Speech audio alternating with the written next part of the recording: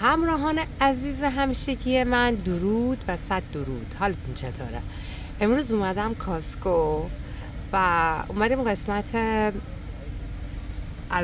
الکلیجات و حالا به حال نوشیدنی الکلی و این شیشه های بزرگ که شیواز و جک دنیل و اینا هستن توجه منو جلب کرد. گفتم که براتون ویدیو بگیرم، خودتون ببینید دیگه اینجا رو.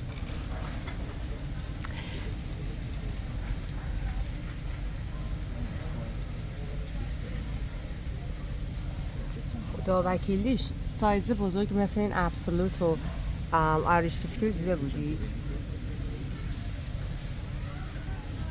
واقعا جالبه. کلن اگه میخواین مهمونی کنید، پارتی کنید، کاسکو قسمت نوشیدنیاش، البته کلا همه قیمتاشو به صورت عمده محصولاتش داده میشه، مناسب تر از بیرونه. ولی اگه میخواین که پارتی کنید و میخواین که از الکل استفاده کنید، خرید از کاسکو براتون به صرفه تره.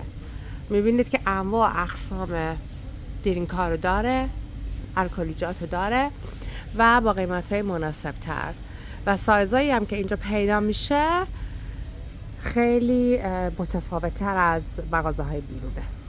این برام جالب بود، گفتم براتون بگیرم بذارم. ببخشید من صدامو خود از دست دادم چند روزه و امیدوارم که دفعه بعد با هم صحبت میکنیم صدام بهتر باشه.